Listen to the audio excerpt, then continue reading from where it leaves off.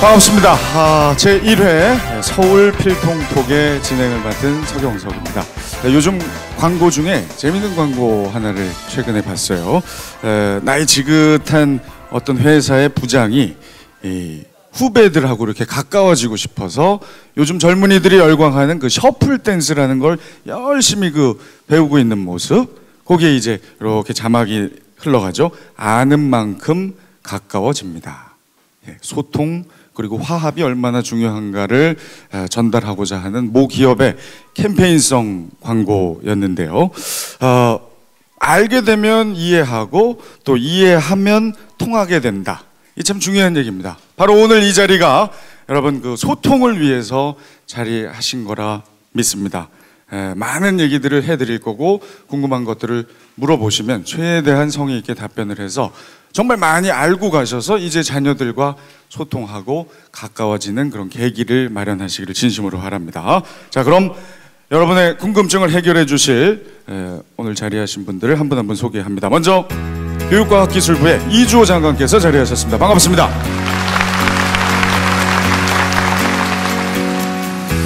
자, 그리고 임진태 경희대학교 입학사정관께서도 오셨습니다. 고맙습니다. 마이크를 그냥 던지시면서 오늘의 각오를 표현해 주셨어요. 자, 그리고 한국교육과정평가원 김경훈 수능본부장께서도 오셨습니다. 고맙습니다. 자, 먼저 우리 장관님께 좀 여쭤봐야 되겠네요. 최근에 전국의 10개 도시를 이렇게 도시면서 학교 폭력 근절을 위해서 정말 노력을 많이 하셨습니다. 어떻게 건강은 괜찮으신 겁니까? 네.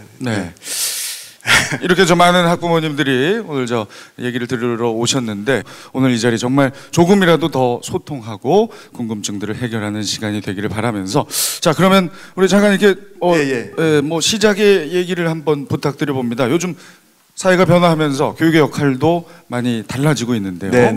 어떻게 생각하십니까?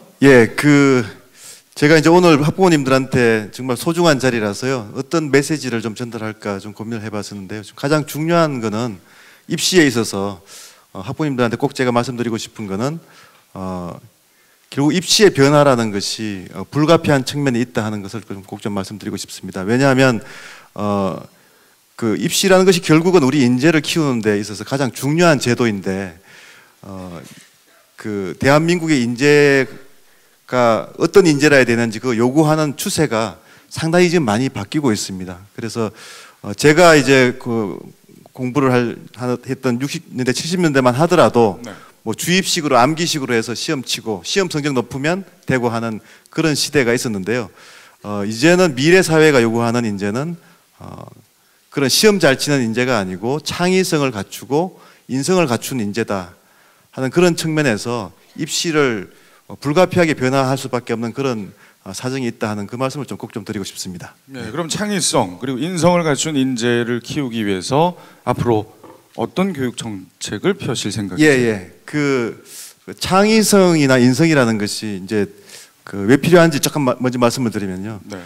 과거에는 우리나라가 소위 산업화 시대에는 선진국에서 하는 걸 따라해서 하면 됩니다. 뭐 물건을 만들더라도 그냥 선진국에서 하는 것 따라서 그냥 베껴서 하면 되고, 그래서 소위 암기식으로 주입하고 머리에 집어넣고 많이 집어넣어서 좋은 거죠.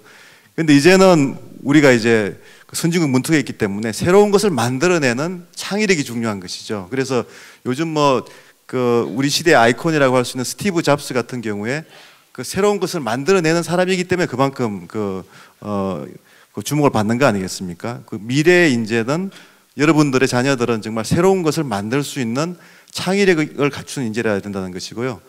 또 인성이 왜 중요하냐 하는 말씀을 드리겠습니다. 지금 학교 폭력 문제로 저희들이 참 어렵고 학부모님들도 많이 걱정이 되실 텐데요.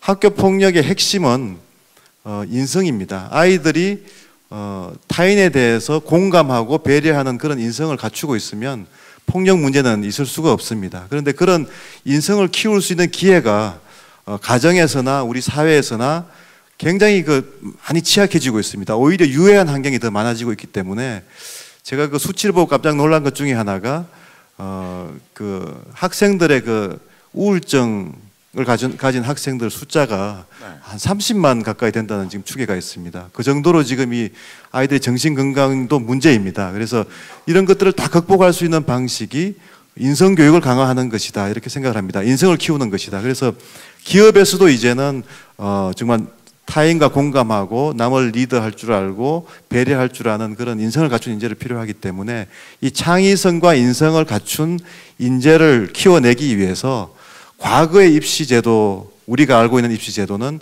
변화해야 된다 하는 그 말씀을 좀 꼭 좀 드리고 싶습니다. 네. 네. 그래서 앞으로도 그런 방향으로 교육 정책을 꾸려가실. 오늘 아마 주제인 그 크게 두 가지죠. 아마 입학 사정 관제, 그다음에 이제 수능 부담 완화 정책이 그런 큰 배경에서 진행되었다는 말씀을 드리겠습니다. 네, 자연스럽게 우리 장관께서 오늘의 주제를 얘기를 해주셨습니다. 첫 번째 주제, 입학 사정 관제. 사실 저도 뭐 학창 시절 겪어봤습니다만 저희 때는 듣도 보도 못한. 네. 저도 그래서 사실은 생소한. 요즘 그래도 제가 그나마 이렇게 대한민국 교육에 좀 관심을 갖고 이렇게 살펴보니까 이제 좀 알겠는데 많은 분들이 생소해 하실 수 있거든요. 입학 사정관제 어떤 제도인지 일단 어떻게 저 사정관께 직접 한번 여쭤보겠습니다. 네. 입학 사정관제는 그냥 한마디로 정의하면 저는 사람을 보는 제도다 이렇게 말씀드리고 싶은데요. 사실 기존의 입시에서 주로 기계가 그러니까 점수를 이렇게 확인했다라고 하면 입학사정관제에서는 입학사정관이라고 하는 저와 같은 사람이 우리 학생의 온전한 그 사람의 모습을 살펴보려고 노력을 많이 합니다. 사람을 보려고 하다 보니까 각종 서류들이 필요한데요. 뭐 1단계에서는 보통 이제 서류평가와 면접으로 이제 학생을 확인하게 되는데 서류에 뭐 학교 생활을 확인할 수 있는 학교 생활 기록부라든지 또 본인이 이제 성장하는 과정 속에서의 모습을 보여줄 수 있는 자기소개서 그리고 또 학교 생활을 관찰한 교사, 선생님의 입장에서 학생의 모습은 또 어땠는지 뭐 이런 자료들을 우리가 종합적으로 살펴봐가지고 학생의 기본적인 사람 됨됨이를 살피게 되고요. 그런 다음에 이제 서류 평가가 끝나고 나면 실제 그런지를 직접 눈으로 좀 확인하고 싶으니까 면접을 통해서 저희가 살펴보고 또 이제 면접 속에서 다른 장점이 있는지 이런 과정들을 쭉 살펴보는 과정 자체가 그래서 저희는 사람 중심의 그리고 종합평가, 뭐 다면적 평가 이게 바로 입학사정관제다 그렇게 말씀드리고 싶습니다. 네, 일단 저 대략적으로 뜻하고 과정, 선발 과정을 좀 설명을 해주셨는데 혹시 덧붙이고 싶은 말씀? 예. 그래서 이제 제가 모두에 말씀드린 것과 좀 연결을 시켜드리면 이 창의성과 인성을 갖춘 인재를 키우려면 점수로만 평가를 하는 체제 가지고는 창의성과 인성을 알 수가 없지 않습니까? 그래서 근데 점수라는 것은 기본적으로 말씀하신 대로 전문가가 없더라도 과거에 우리가 입시제도에서는 그냥 교수님들이 그냥 차출돼서 점수 매겨서 그냥 그 1, 2, 3등 쭉 정하면 끝이었거든요. 그런데 이제 그게 아니고 점수로는 알 수 없는 창의성이나 인성 같은 걸 보려면 그걸 볼 줄 아는 전문가가 필요하게 된 것이죠. 그래서 입학사정관이 필요하게 된 것입니다. 그래서 기본적으로 점수 위주의 이제 입시가 아니고 창의성과 인성을 보는 입시로 가려면 결국 입학사정관이라는 전문가가 필요하다 하는 측면에서 입학사정관제가 나온 것입니다. 예. 지금 현재 경희대학교에서 입학사정관으로 계시는 우리 임진탁 교수님께서 나오신 거고, 자 그러면 조금 더 여러분의 이해를 돕기 위해서 입학사정관제를 통해서 진학을 한 학생을 이 자리에 초대를 했습니다. 아주 참 그 학생 얘기를 들으면 더 쉽겠죠? 여러분 박수로 김다솜 학생을 맞이해 주시기 바랍니다. 아 예쁘게 생겼어요. 예? 의상도 아주 다소곳하고. 자 이제 부모님들 워낙 이저 다들 좀 긴장하시고 이 참 자녀의 이 참 사활이 걸린 문제이기 때문에 긴장들 하고 계시거든요. 자기 소개를 먼저 명랑하게 한번 부탁해 봅니다. 네 안녕하세요. 건국대학교 경영학과 2학년 김다솜입니다. 네 박수로 맞이를 해주십시오. 건국대학교 경영학과 2학년 그러니까 작년에 들어온 거네요. 학교는 네 11학번이죠. 2011년에 네. 대학생이 됐습니다. 일단 순서대로 한번 물어볼게요. 네. 입학 사정관제로 지원하게 된 동기는 어떻게 해서 그런 선택을 하게 됐어요? 네 사실 저는 처음부터 입학사정관제를 준비한 것은 아니고요.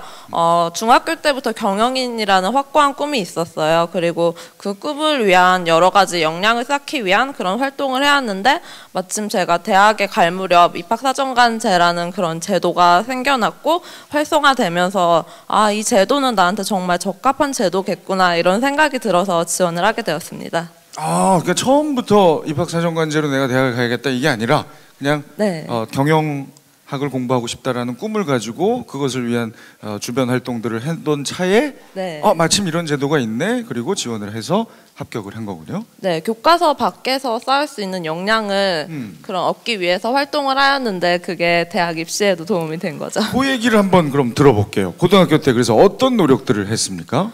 저는 우선 고등학교 1학년 때는 기본 지식을 쌓기 위해서 학교에서 배우지 않았지만 경제, 경영, 금융에 대해서 혼자 공부를 하고 그 관련 도서를 탐독하였습니다. 그리고 그런 지식이 쌓인 후에 이제 2학년 때부터는 그런 지식들로 경제지의 개건 기자로 활동하기도 하고 경제, 경영 관련 시험의 홍보대사로 활동하기도 하고 또 직접 금융 상품에 투자하기도 하고 이제 전국 규모로 경제 모의 대회를 이렇게 진행하기도 하였습니다. 그리고 그런 활동들이 이제 또 인정받고 그러한 역량들로 모두 최연소라는 영광 아래 경영학회에서 일을 하기도 하고 또 경제단체에서 칼럼을 연재하기도 하고 그리고 리더십 코치로 활동하기도 하였습니다.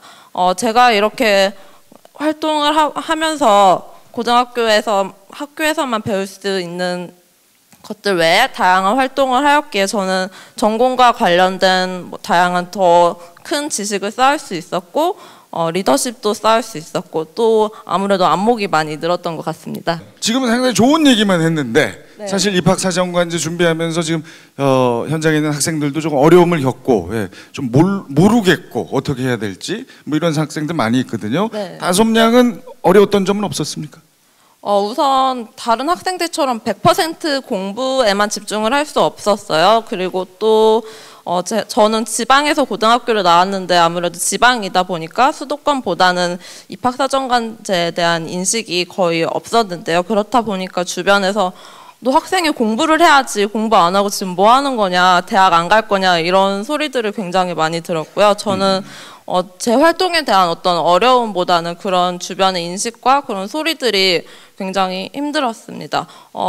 하지만 요즘에는 그런 인식도 많이 개선되었고 학교 내에서 다양한 프로그램이 많이 생겼으니까 아마 후배님들께서는 그런 학교 내 프로그램을 열심히 참여하고 학교 공부도 열심히 하고 봉사활동 등도 열심히 참여한다면 저와 같은 어려움은 아마 별로 겪지 않으실 것 같습니다.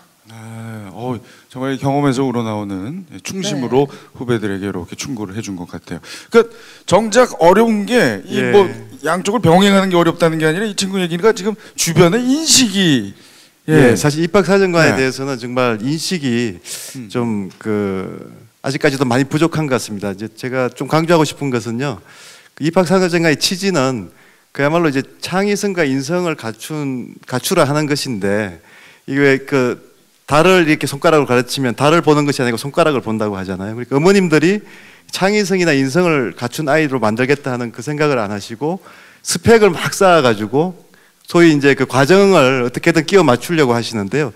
실제로 입학사정관이 보는 거는 그 과정을 본다기보다도 얘가 얼마나 창의성이나 인성이 있는 아이냐를 보는 것이거든요. 그러니까 예를 들어서 동네에서 이 아이는 정말 인성이 좋은 애다. 네. 이 아이는 정말 창의적인 애다. 이렇게 되는 것이 중요한 것이지. 그 과정은 정말 다 다양하거든요. 이 학생이 지금 그 얘기를 했지만 이 학생을 따라서 똑같은 학생이 똑같이 할 필요는 없는 것입니다. 그러니까 정말 중요한 거는 학생 한 명 한 명이 자기가 하고 싶은 거를 자기 꿈을 펼쳐나가는 것이지 그 방식이나 스펙이나 이런 것들은 정말 중요하지가 않거든요. 그런데 많은 학부모님들은 입학사정관은 스펙을 보는 제도다. 전혀 그렇지 않습니다. 스펙을 보는 것이 아니고 창의성과 인성을 보는 제도거든요. 그걸 좀 많이 좀 말씀드리고 싶습니다. 네. 우리 옆에 사정관이 나와 계시지만 딱 보면 아시죠? 이게 스펙만 쌓아낸지 진심으로 노력을 해서 창의성, 인성을 갖추고 온 학생인지. 그게 이제 학생들의 독창성 문제일 수도 있고요. 창의성이라는 표현이 이제 서류로 읽었을 때는 사정관들 입장에서 보면 좀 독창적인 경험들이 보여지는데요. 지금 스펙 쌓는 학생들은 일반적인 그 학생들의 일반적 모습만 그려집니다. 그러나 이제 지금 창의적이고 그 학교 중심의 인성 관련된 활동을 많이 한 친구들은 아무래도 자기 개성이 묻어나기 때문에요.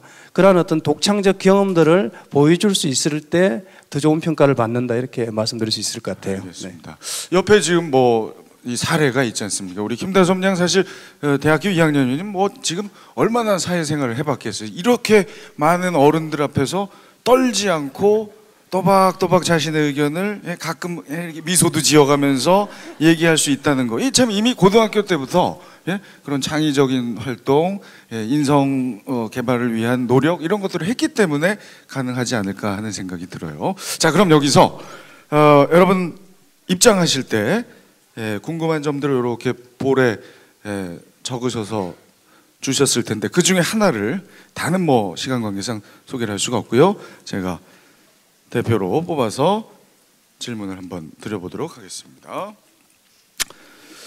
자, 입학사정관제 성적은 신경 안 써도 되나요? 라고 질문을 해야 이게 제일 궁금하실 것 같아요. 장관님. 아마 제일 많이 아마 이걸 써서 내셨을 것 같아요. 그래서 근데 저도 많이 받는 질문인데요. 그 입학사정관분이 아마 잘 아시겠지만 성적을 1, 2점 더 올리려는 그런 노력이 중요하지 않다는 뜻입니다. 그러니까 그 입시를 준비하다 보면 수능 1, 2점 더 올리려고 정말 아이들이 너무나 많은 노력을 하지 않습니까?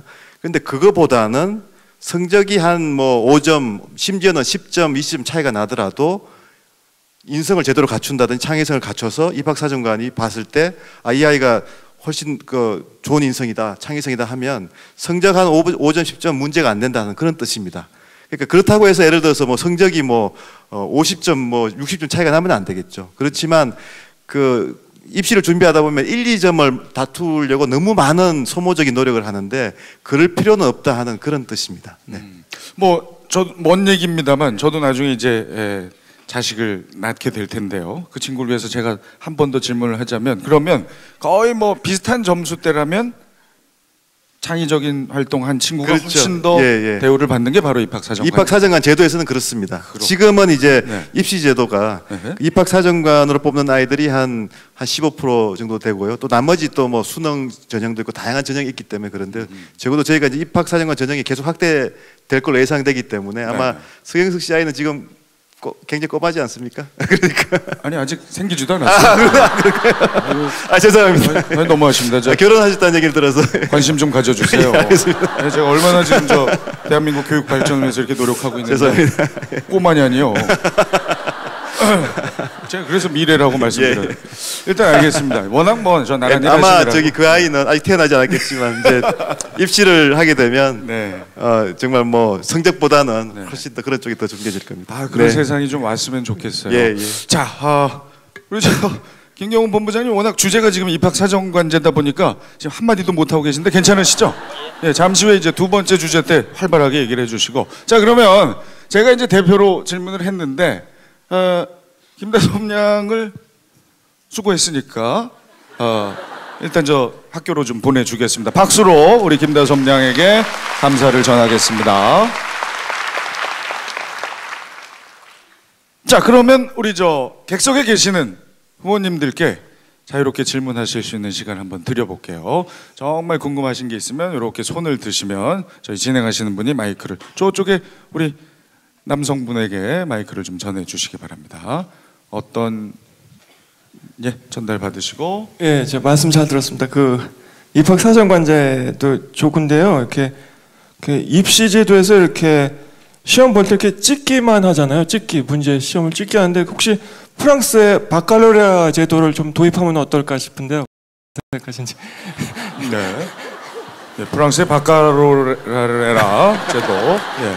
저도 들어본 적이 있는데. 장관께서 답해 주실까요? 아마 입시에 대해서 많이 고민하신 학부모님 같으신데요. 그 바칼로레아라는 것이 이제 좀 높은 수준의 논술 형태입니다. 근데 이제 프랑스만 해도 이제 아시는 바와 같이 좀 엘리트 교육 시스템이라서 대학에 가려는 아이들이 우리처럼 이렇게 모든 아이들이 다 가려고 하고 그러지 않거든요. 그래서 그게 좀 우리 시스템하고 좀 틀린 것 같고요. 사실 그래서 이제 프랑스처럼 이제 국가가 아주 좀 어려운 시험을 하는 나라가 있는데요. 고등교육이 좀 많이 더 대중화된 나라들은 이제 미국 같으면 이제 SAT라고 해서 있는데 조금 우리 수능보다 좀 쉬운 쉬운 그 시험입니다. 그래서 국가가 시험 제도를 할 때는 그 이제 대학에 관련 아이들의 평균 수준에 좀 맞춰야 되는데 그동안 좀 많이 사실 어려웠거든요. 그래서 저희가 이제 그런 부분에서 쉬운 수능 정책을 가는 것이 그것이 이제 모든 아이들의 눈높이에 맞추는 정책이다. 그렇게 지금 해서 추진하고 있는 것입니다. 네. 네. 그 혹시 대학 등록금이 비싼데요. 혹시 반값 등록금이 가능한지 여쭙고 싶습니다. 예, 저희가 지금 올해 올해 학생들은 지금 이제 7분위 이하 학생이죠. 그러니까 그 연간 소득이 한 5천만 원 정도 수준 이하의 학생들은 지금 국가 장학금을 저희가 한 1조 7,500억까지 확대를 했습니다. 그래서 한 25% 정도 등록금 부담이 경감되니까요. 반값까지는 아니더라도 상당히 많이 이제 경감이 되고 있고요.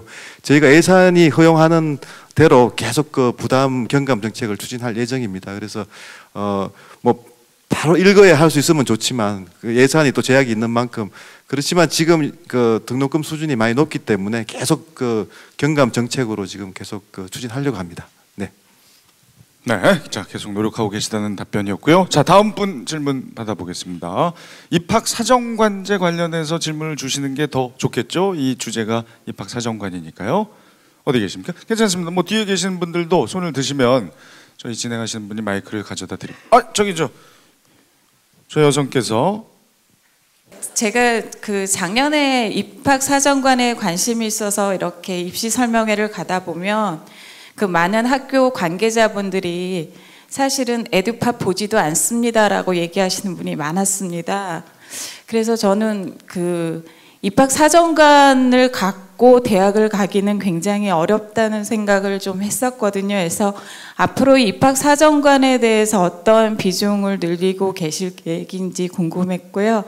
그리고 에듀파에 올리는 것 말고는 확인을 할 수, 그러니까 그거 외에는 다른 준비된 그 리포터나 이런 거는 인정이 되지 않는지 그거 궁금해서 여쭤보고 싶었습니다. 네, 감사합니다. 좋은 질문이신데요.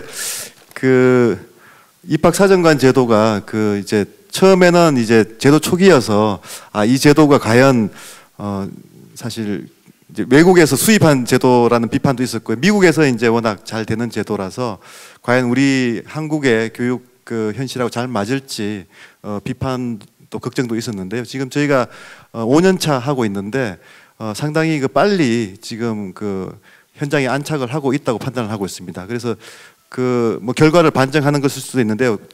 작년 연말에 국회에서 입학 사정관제를 법제화를 했습니다. 그 국회에서 법제화됐다는 뜻은 정치권에서 여야 할 것 없이 이제 큰 이견 없이 이제 제도화가 됐다는 뜻이거든요. 그래서 법제화가 되면서 이제 그 입학 사정관 하시는 분들은 그 이직을 하실 때 3년간은 사교육 업체에 몸가도록 그렇게 막는 조항하고요. 또 입학 사정관으로서 이제 죄송합니다만 비리를 저지르면 공무원 비리만큼 엄하게 이제 처벌한다는 그 두 조항이 들어가는 이제 법제화가 됐습니다. 그거는 그만큼 이제 그 아마 이제 그 질문하시는 분도 정부가 바뀌면 어떻게 하나 막 그런 걱정도 있으셨을 텐데요. 국회가 그렇게 여야 할 것 없이 그렇게 이제 법을 통과를 했기 때문에 저는 상당히 이제 그게 안착이 되고 있다고 보고요. 지금 숫자로 보면 지금 이제 한 4만 명 규모이기 때문에 4년제 학생들의 한 15% 정도 지금 정도 되고요. 그렇지만 이제 그 소위 입시 저희가 입학 사정관제를 이제 주도하는 그러니까 중점 지원하는 대학이 60개 대학이 있는데요. 그 60개 대학의 입학 사정관 비율은 한 25% 정도 상당히 지금 높은 편입니다. 그래서 또 서울대학 같은 경우에는 지금 80%를 지금 수시로 하고 수시는 다 100% 입학 사정관이니까 사실 이제 80%가 입학 사정관 제도가 된 학교도 있는 것이죠. 그래서 지금 이제 제가 볼 때는 너무 그런데 이 정부에서 처음에는 뭐 이 정부가 100% 입학 사정관을 하는 거 아니냐 뭐 그런 의혹도 좀 있었습니다. 그런데 저희가 입시 제도라는 것은 뭐 정권 차원에서 이걸 접근하기보다는 100년 대계인 만큼 이렇게 속도의 그런 조절도 우리 그 학교의 그 적응 그 역량을 보면서 이제 확충을 해야 된다고 생각을 하고요. 그래서 저는 뭐 그런 차원에서 올해 한 15%까지 간 것이 적정하다고 생각하고요. 근데 입학 사정관제가 정말 잘 이제 확산이 되려면 그 대학도 이제 준비를 많이 해야 되지만 학교에서도 뭐 아까 에듀팟 말씀하셨습니다만 그런 여러 가지 활동들이 정말 다양하게 이루어질 수 있도록 지원이 돼야지 이제 입학 사정관 100%가 되는 거거든요. 그런 면에서 보면 지금 한 15% 정도가 적정하다고 보고요. 저는 계속 확충이 될 것이고, 죄송합니다만 우리 서경석 씨 태어나지 않은 2세의 경우에는 그때가 되면 아마 상당히 이제 입학 사정관제가 대세가 될 것이다, 그렇게 생각하고 있습니다. 네. 알겠습니다. 아유, 멀리서 오셨는데 답변이 되셨기를 바라고요. 자, 한 분만 더 해보고 또 저희 얘기를 또 들려드릴까 합니다. 아까 하시려고 했던 워낙 위에 계셔서. 제가 질문하려고 했던 얘기 그 장관님께서 많이 답변을 해주시긴 했지만 조금 더 제가 더 궁금한 거 있는 거는요. 그 아까 김다솜 양이 그 2011년에 그런 전형으로 입학했다고 그래서 본인으로서는 생각지도 않던 전형인데 그렇게 정말 뜻하지 않게 그 합격을 했다, 이제 그렇게 했는데, 사실 소수긴 하지만 우리는 정말 초등학교 때부터 중학교를 거치면서 그런 아이를 뽑는다는 거를 생각지도 않았고, 우리가 또 자라온 시절도 그런 시절이 아니었기 때문에 굉장히 당황스럽습니다. 이 입학사정관제가 정말 오랜 세월에 거쳐서 정말 김다솜 양처럼 그렇게 성공적으로 한 경우가 어떻게 보면 개인적으로는 바람직하고 정말 행복한 일이겠지만 대부분 엄마들에게는 굉장히 상실감을 주는 것 같아요. 그리고 15%라고는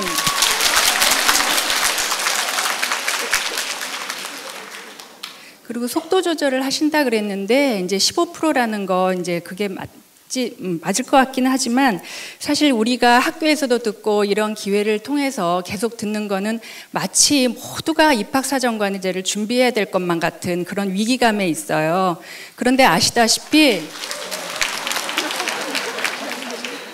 말씀 다 끝나시면 박수 주시죠. 상당히 성격 급한 분들이 함께 하셨어요. 자, 계속 말씀해 주세요, 어머님. 그래서 저희가 이제 아시다시피 초등학교 아이들은 사실 그렇게 준비되어야 하는 거에 대해서 마음가짐을 조금 가질지 모르겠지만 지금 고등학교를 다니고 있는 엄마들은 굉장히 불안합니다. 그 아이들을 키우면서 그런 경험을 전혀 갖지 못했는데 15%라고는 하지만 그런 식으로 뽑는다고 하니까 뭔가를 하기는 해야 되는데, 특히나 직장에 있는 엄마들은 그런 거에 신경 쓸 수가 없습니다. 그래서 학교에서 전적으로 그거를 해주신다면 감사하지만 아직 그런 상황은 아니지 않습니까? 그렇기 때문에 저희는 이런 기회를 통해서 입학사정관제가 앞으로의 대세라는 거는 물론 인정을 하고, 또 사실 이 시대가 우리가 컸던 산업시화 시대가 아니기 때문에 창의성 있고 이제 인성을 갖춘 인재가 필요하다는 것도 물론 공감을 하지만, 현재 지금 고등학교 학생을 두고 있는 학부모 입장에서는 15%를 우리 피부로는 한 75%쯤 느끼는 것 같아요. 그러니까 이 속도를 조금 조절하시는 문제를 좀 더 부탁드리고 싶고요. 학교가 아직 준비가 안 됐는데 그거를 너무나 일방적으로 몰아붙이는 거가 좀 부담스럽습니다. 이 부분도 좀 성실하게 답변을 해주셔야 될 것 같습니다. 뭐 충분히 공감하고요. 또 많이 또 지적도 많이 받은 사안들입니다. 그래서 저희가 이제 이 학부모 설명회를 할 때도 사실 그 고등학교 학부모님들께 사실 어떻게 보면 참 죄송한 마음이 참 큽니다. 저희가 이제 제도 변화는 모두에서 말씀드렸듯이 입시 제도는 변해야 되는 것인데, 그만큼 이제 그 고등학교 학생들, 학부모님들, 또 학생들이 변화에 그만큼 이제 적응을 많이 해야 되기 때문에, 준비 없이 말씀하신 대로 이제 적응해야 되는 부분도 많이 있기 때문에 참 송구스러운데요. 그렇지만 또 변화를 국가적으로는 안 할 수밖에 없는 그런 또 사안인 것이고요. 최대한 그런 이제 그 부작용을 해소하기 위해서 저희가 예컨대 지금 너무 스펙으로 가는 거는 지금 많이 막고 있습니다. 그래서 지금 입학사정관 전형 같은 경우에 토플, 토익 점수 같은 건 아예 못 보게 하고 있고요. 또 교회에서 하는 경시 대회도 못 보게 하고 있고, 심지어는 해외 봉사 같은 것도 못 보게 합니다. 그래서 가능하면 학교 안에서 이루어지는 것들로 이제 준비가 될 수 있도록 하고요. 또 학교에 따라서 차이가 많이 있지 않겠습니까? 그러면 교육 환경을 또 많이 보게 합니다. 그래서 교육 환경이 열악해서 그런 걸 못하는 학생 같은 것도 또 충분히 감안할 수 있게 그렇게 해서 사실 입학사정관님들이 힘드시지만 그런 것들을 저희들이 좀 많이 요구를 하고 있고요. 정말 한 가지 계속 말씀드리고 싶은 거는 입학사정관제의 취지는 학부모님들이 그걸 막 이렇게 준비하시라는 게 결코 아니거든요. 오히려 입학사정관들이 찾아가야 됩니다. 찾아가서 보배를 캐내는 것이지, 그러니까 학생들에게 추가로 뭘 많이 하라는 것이 아니고, 학생들이 아무리 성적이 중요하지만 공부하는 기계는 아니지 않습니까? 성적만 올리는 것이 아니고 나름대로 창의력이 발현되는 아이들이 있고, 독서를 좋아하는 아이들이 있고, 좋아하는 걸 하고 싶은 아이들이 있는데 그런 것들을 봐주라는 그런 얘기거든요. 그래서 저는 입학사정관 제도로 성공한 아이들을 보면, 아까 이제 이 학생도 그렇습니다만 별도로 막 이걸 위해서 막 꾸미고 한 것이 아니고 자기가 하고 싶은 것을 하다 보니까 이게 이제 된 아이들이 참 많이 있습니다. 그래서 그런 면에서 이제 한 15% 저희도 지금 올해는 그 정도 수준이 적정하다고 보고요. 물론 그게 이제 입시인 만큼 15%가 아마 학부모님들한테 가면 말씀하신 대로 80%로 와닿을 수도 있다고 충분히 저희들 걱정은 하고 있는데요. 그만큼 저희가 부작용에 대해서 고민하고 있고, 또 입학사정관 분들이 그런 우리 학교의 현실, 지금 현재 우리 학생들의 현실을 잘 이해를 하고 입시를 하기 때문에요. 그런 부분에서 너무 많이 그렇게 피해를 받을 거라 이렇게 걱정을 안 하셔도 저는 된다고 생각합니다. 네. 네, 이게 참 쉬운 문제는 아닌 것 같습니다. 예, 우리 부모님 입장 제가 충분히 이해해요. 예, 가만히 있자니 그렇고 뭘 하자니 뭘 해야 될지 모르겠고 공부는 또 해야 되죠. 또 이제 정부 입장은 아유 뭘 하라는 게 아니에요. 예, 그냥 공부 그냥 이렇게 하시면서 공부만 하지 말고 축구도 하고, 예, 어디 가서 저 그림도 좀 그릴 수 있으면 그리고, 그렇다고 외국 나가서 축구하라는 얘기가 아닙니다. 이 얘기인 건데. 그래서 하지만 제 느낌에 이 취지는 상당히 참 좋습니다. 예, 그런데 이게 정착 과정에서 당연히 이런 진통을 겪으리라고 보고, 너무 그렇게 흥분을 앞세워서 하지 마시고 조금 이렇게 좀 절충하려고 노력하면 제가 볼 때는 가능성이 있다고 보거든요. 그래서 이번에는 제 얘기가 좀 길어졌는데 주제 넘게 우리 사정관께서 대표적인 입시 제도로 입학사정관 제도가 정착하기 위해서는 어떤 것들이 개선됐으면 좋겠는지, 현장에 계시니까. 예. 학교 생활 충실자 전형을 사정관제에서 뽑는다라고 얘기를 하는데요.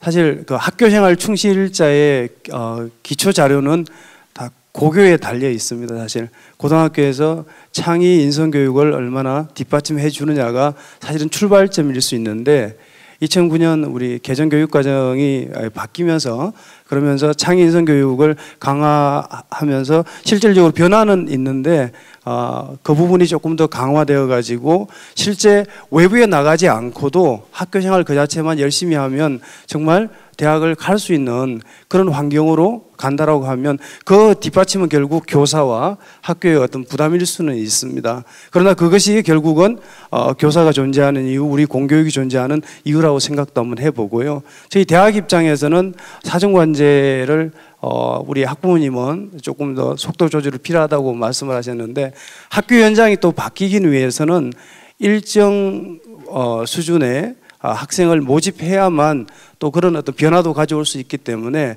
어느 정도 점진적으로 이렇게 늘려나가는 것들은 또 필요하지 않을까, 이런 생각은 해보고 있습니다. 네. 특히 이제 학교가 잘 준비를 해야 되는 부분이 저희도 참 아픕니다. 그래서 우리 학교들이 변화가 사실 그렇게 빠르지 않기 때문에 정부로서도 최대한 독려도 하고, 그렇지만 또 실제로 저희가 좀 자랑하는 것 같습니다만, 이 정부 들어와서 또 학교의 변화도 만만치 않게 있습니다. 교원 평가제도 도입이 되고 교장 공모제도 도입이 되고 해서 이렇게 학교들이 또 변화하는 모습이 있기 때문에요. 그런 노력을 계속하면서 저희가 이제 학부모님이 또 많이 걱정하는 것은 다음 정부 가서 또 이거 바뀌는 거 아니냐 하는 걱정이 많으시기 때문에 저희가 한 10달 정도 이 정부가 지금 남았는데요, 최선을 다해서 적어도 이번에 올해 입시에서는 좀 학부모님들 불만을 좀 최소화시켜야지 그래야 이 입시 제도가 다음 정부도 간다 이렇게 생각을 합니다. 그래서 저희가 뭐 이런 행사도 많이 하고 하는 것이 어떻든 이 우리 입시 제도의 취지를 잘 설명드리고 좀 불만이나 이런 것들을 많이 좀 해소시켜 드려서 이 정부의 입시가 좀 안착하는 모습을 보여야지 그래야 다음 정부로도 잘 이어진다. 그것이 지금 현재 우리가 가장 중요하게 생각하고 있는 부분입니다. 네. 네, 잘 알겠습니다. 제가 저 부모님들 대신에 제가 개인적으로 궁금한 걸 하나 여쭤봐도 되겠습니까? 참 좋은 취지로 시작한 제도고 이제 정착을 하려고 노력 중인 제도인데 역시 아무리 좋은 제도도 모두를 만족시킬 수는 없거든요. 그 좀 계신 분들 중에도 싫은 분들이 꽤 계신 것 같은데 그러면 입학사정관제 싫으면 다른 거 하면 되지 않아요? 어떻게 선택이 가능한 거 아니에요? 예, 제가 맞습니다. 그게 궁금한데 갑자기. 예, 장관님 말씀대로 현재는 15% 정도, 수도권 대학으로 봤을 때는 입학사정관으로 한 25% 정도를 지금 뽑고 있는데요. 나머지 75%는 그냥 수능이나 논술 전형으로 뭐 들어갈 수 있다고 볼 수 있습니다. 예. 그래서 더 이상 길게 얘기하면 저를 지금 때리실 것 같은 표정. 자, 하여튼 그냥 제 뭐 경험 없는 입장에서 볼 때 선택할 수 있으니까. 제 얘기는 여기서 마무리하겠습니다. 네. 자, 일단 입학사정관제 뭐 많이 아쉬움이 계시겠지만 일단 오늘 요 정도 소통한 것도 제가 볼 땐 상당히 대단한 거거든요. 일단 박수로 요 주제는 마무리를 할게요.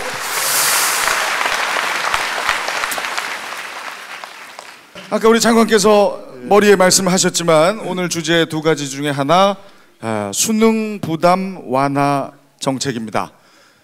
대치동 어머님은 반대하셨던 수능 부담 완화 정책 어떤 정책인지 일단 문을 좀 열어주시죠. 그 이제 모두에 말씀드린 대로 우리 학생들이 너무 이제 그 시험 성적 올리는 소위 기계가 아니지 않습니까? 그러니까 암기 중심의 시험 중심의 이런 그 인재 양성에서 탈피를 하기 위해서는 입학사정관 제도도 한편으로 도입하면서 또 다른 한편으로는 수능 시험을 좀 바꿔봐야 되겠다. 그래서 이 수능 시험이 앞에서 우리 프랑스 제도 말씀하셨지만 너무 수준이 높아서 많은 아이들이 사실 3년 내내 수능 공부만 정말 기계처럼 해야 되는 아주 정말 불쌍한 아이들로 지금 커나가고 있습니다. 그래서 충분히 좀 수준을 낮추어도 쉬운 수능으로 가도 되겠다 하는 것이 저희들 판단이고요.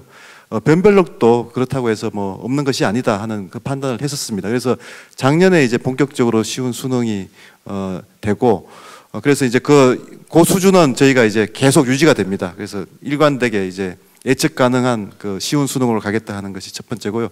또 두 번째는 여기 이제 EBS가 함께 합니다만 이 수능 준비를 위해서 학교에서 충분히 할 수 있도록 하고 그렇지만 학교에서 못하는 부분은 이 과외를 받기보다는 EBS만으로 충분하게 하자. 그래서 학교 아니면 EBS에서 충분히 준비할 수 있도록 하자는 것이 또 두 번째 정책입니다. 그래서 소위 이제 EBS 연계 정책이죠. 그게 이제 추진이 되고 있고요. 아마 지금 고2 학부모님들 아마 지금 굉장히 그 불편하실 텐데요. 이제 고2 학생부터 수능 체제가 이제 좀 바뀝니다. 그 부분을 잠깐 말씀드리면 크게 두 가지인데요. 국영수가 이제 AB형으로 해서 AB형으로 하는 이유는요. 그 B형은 지금 수준으로 A형은 지금보다 수준을 낮춰서 그래서 한 과목이나 두 과목 정도는 좀 그 예를 들어서 뭐 예체능 계열을 가는 아이들이 뭐 수준 높은 국영수를 할 이유는 사실 없거든요. 그래서 그런 아이들은 확 낮추고 또 문과 아이들 같은 경우에는 어려운 수학 할 필요 없고 이과 아이들은 어려운 국어 할 필요 없습니다. 그래서 AB형 선택형으로 간다는 것이 이제 그 2014년 수능 개편은 아니고요. 그게 이제 추진되고 있습니다. 그래서 그리고 이제 그 과탐, 사탐은 2014년부터 3개 선택에서 2개 선택으로 바뀌게 됩니다. 그래서 그런 수능의 변화가 있는데요. 이것도 이제 입시의 변화인 만큼 아마 학부모님들 많이 또 힘드시고 또 불만도 많으시라는 걸 아는데요. 또 충분히 또 질문 주시고 하면 저희들이 또 답변 드리도록 하겠습니다. 네, 자 지금 장관께서 얘기를 해주셨는데 일단 두 가지죠. 그 EBS와의 연계 그리고 난이도 정책 이 두 가지를 우리 본부장님이 직접 좀 설명을 해주십시오. 네, EBS 수능 그 연계 정책은요. 학교에서 학생들이 선생님들을 통해서 충분히 기본 개념이나 원리를 학습한 이후에 부족한 부분이나 또는 본인이 정확하게 알지 못했던 부분들을 EBS 교재나 강의를 통해서 이렇게 좀 보충하도록 하는 그러한 것입니다. 그런 걸 통해서 학생들이 또 이와 더불어서 쉬운 수능의 정책적 기조가 계속 유지되는 만큼 그러면 사교육에 의존하지도 않고 학생들이 수능 시험을 준비할 수 있도록 하겠다는 이런 정책적 취지입니다. 그리고 수능의 난이도를 일관성 있게 가져가겠다 하는 것은 한 해는 너무 지나치게 어렵고 한 해는 너무 지나치게 쉽고 한다면은 학생들이나 또는 여기 계신 학부모님들도 학생들이 수능 시험 준비하는 데 있어서 상당한 혼란을 가져오게 될 것입니다. 그래서 수능 난이도를 일정하게 유지시키는 것은 학생들의 시험 준비라든가 또는 혼란 방지를 위해서라도 저희들이 지속적으로 이렇게 추진해 나갈 계획입니다. 네, 난이도를 좀 일관성 있게 이렇게 유지하겠다. 그게 어떻게 달라져요? 2014년 수능이죠, 그러니까 그게? 네. 네, 그 좀 설명 좀 해주십시오. 네, 차트를 보면서 설명을 드리도록 하겠습니다.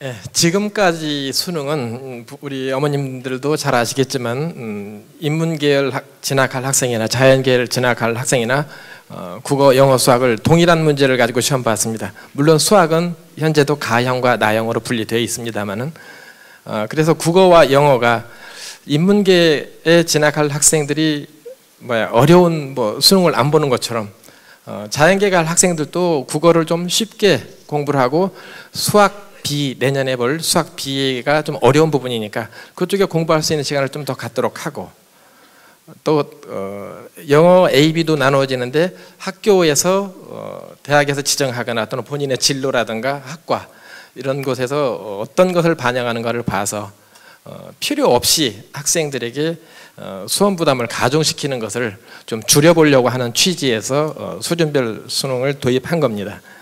먼저 국어, 영어, 수학은 지금과 달리 A형과 B형으로 구분합니다. B형은 현재의 수능처럼 쉬운 수능의 기조를 유지하고 A형은 지금보다도 더 쉽게 출제할 예정입니다.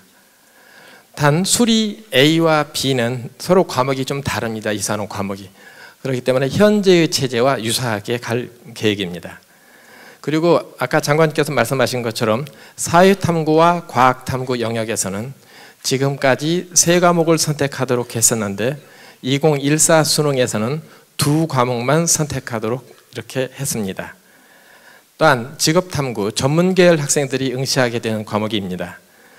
직업기초능력평가와 유사하게 지금은 17개 과목이 있었습니다. 그 중에서 물론 학생들은 3과목까지 선택해서 보고 있지만은요. 그래서 2014학년도 수능에서는 17개 과목을 일부를 과목을 좀 덜어내고 해서 5개 과목으로 통합을 했습니다. 마지막으로 제2외국어 한문 영역은 지금과 같은 과목으로 가되 기초 베트남어가 한 과목 더 추가되었습니다. 네, 이상입니다. 네, 또 표를 보시면서 설명을 해주셨는데 제일 궁금한 게 이제 A, B형 쉽게 출제된다라는 거. 그러니까 어떤 방식으로 쉽게 출제되는 거예요? 아마 A형하고 B형하고 수준 차이를 어떻게 판단하시겠습니까? 하는 질문을 종종 받습니다. 예, 학생들이나 또는 학교에서 해당 과목을 가르치는 선생님이나 또는 그 분야의 전문가들이 봤을 때 A형은 B형보다 확실히 쉽구나 이렇게 느낄 수 있을 정도로 쉽게 갈 예정입니다. 이것을 지금 저희들이 몇 점 정도 차이 나게 할 거냐, 5점 차이 둘 거냐, 10점 정도 차이 나게 할 거냐, 이것은 현재 학생들이 어떤 유형의 시험에 응시할지 저희들이 아직 기초조사가 덜 돼 있는 상태입니다. 그렇기 때문에 수치로 말씀드릴 수는 없습니다. 그 다음에 하나 예를 들면 A형하고 B형하고 그러면 동일한 상황을 하나 우리가 예를 들어 봅시다. 서울에서 제주도까지 우리가 여행을 가는 방법을 선택한다 하면은 영어 시험에서 예를 들면요. 그러면 김포공항 가가지고 바로 비행기 타고 제주도 한 번에 가는 상황을 설명할 수가 있습니다. 그런가 하면 또 B형 같은 경우는 서울에서 KTX를 타고 부산에 가서 또 거기에 택시 타고 그 배 타는 곳에 가서 그 항구에서 또 다시 제주도까지 이동하는 방법. 이렇게 설명이 달라질 수가 있다는 것이죠. 즉 하나의 상황에 대해서도 묻는 방식은 이렇게 둘로 나누어 생각할 수 있다는 것이죠. 그렇게 해서 A형과 B형 이런 부분을 좀 차등을 두어서 출제할 계획입니다. 네, 계속 지금 연구를 하고 계시니까 뭐 이렇게 섣불리 정확한 뭐 수치를 이렇게 예를 들어서 설명하시기는 힘들고 일단 간략적으로 느낌만 설명을 해주셨습니다. 우리 저 입학사정관 입장에서는 어떻습니까? 2014년 수능 체제 하에서 우리 학생들 어떤 방식으로 대비를 하는 게 좋겠다고 생각하세요? 네, 쉬운 수능이라고 말씀드릴 수 있을 것 같은데요. 사정관 입장에서는 이제 그 학교 중심의 아까 활동을 계속 말씀을 드렸는데 그런 기반이 결국은 쉬운 수능을 통해서 가능한 일로 보여집니다. 학생들한테 수능은 어렵게 내고 비교과 활동까지 계속 부담을 준다라고 하면 아마도 학생들이 이중 부담을 가질 텐데요. 좀 수능이 쉬워지면 아무래도 학교 중심의 여러 어떤 비교과 활동에 적극적으로 좀 참여할 수 있지 않을까. 그래서 어떤 그런 기회의 장으로 활용할 수 있을 것 같습니다.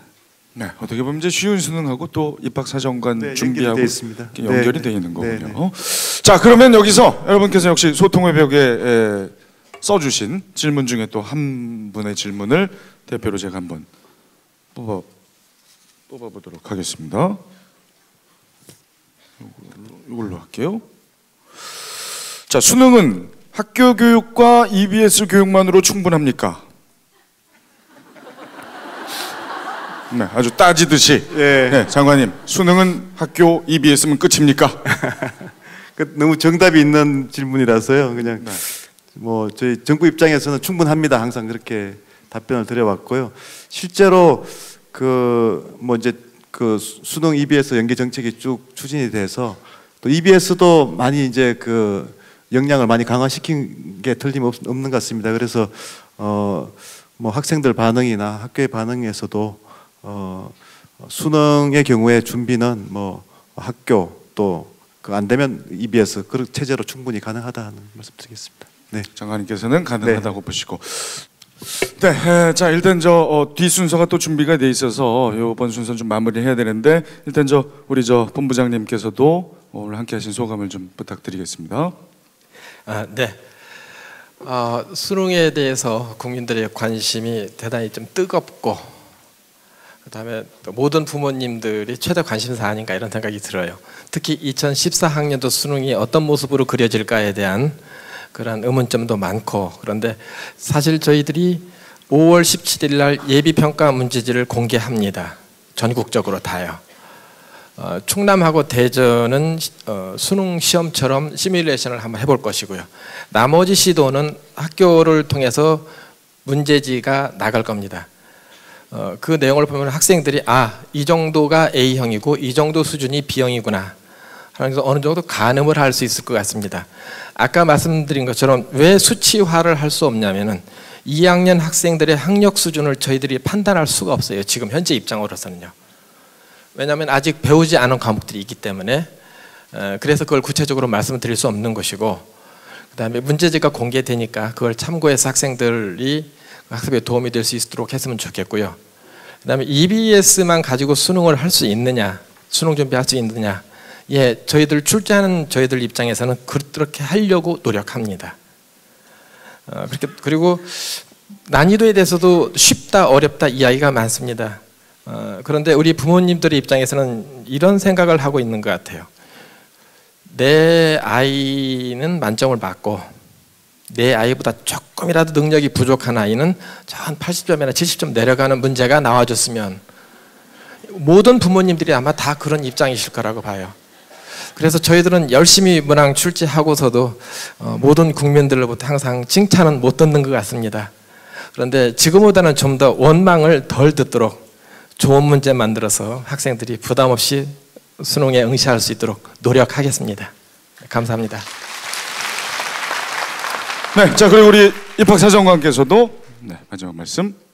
네, 입학사정관 전형은 뭐 준비하는 과정은 계속 말씀드리지만 학교 중심이라고 말씀드리면서도 대학 입장에서는 또 한편 그 학생의 개성이 묻어나는 것을 상당히 좋아합니다. 결국 우리 학생들이 자기 모습을 찾아나가는 그래서 입학사정관제를 준비한다는 의미는 자신의 진로에 대해서 스스로 탐색하는 학생, 탐색하고 고민하는 흔적이 보이는 학생이 결국 합격하는 것 같습니다.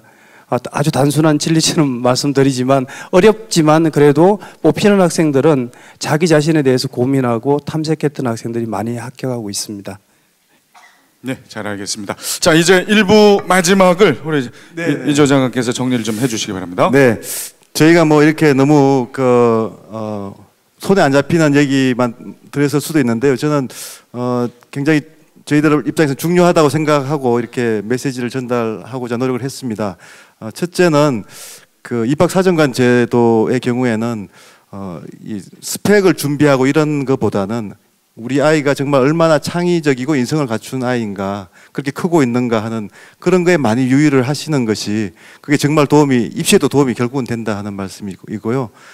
그다음에 이제 수능 개편은 취지가 수능 시험, 특히 이제 그 점수를 올리는 그 시험에 대한 부담이 너무 컸기 때문에 그것을 어떻게든 좀 체계적으로 부담을 낮춰주고자 해서 2014년도 개편안도 나왔고 또 수능을 EBS 연계시키는 전격도 나왔습니다. 그렇지만 그 과정에서 물론 또 불편한 점이 많으실 거라고 생각하고요. 그래서 그 입시 제도라는 것이 한꺼번에 확 바꿔서 정말 확 해결하면 제일 좋겠습니다만 역대 정부가 그렇게 못했고 그게 다 실패로 끝났습니다. 저는 입시 제도는 결국은 완만하게 바꿀 수밖에 없고요. 그 과정에서 좀 불편하신 것이 있는데요.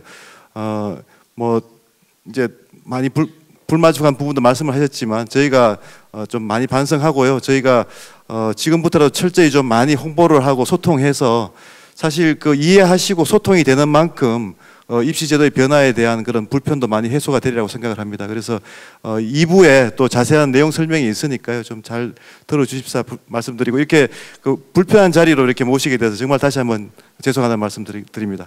감사합니다. 네, 우리 저 세 분께 좀 다시 한번 큰 박수를 부탁드립니다. 오늘 참 좋은 말씀 많이 해주셨고,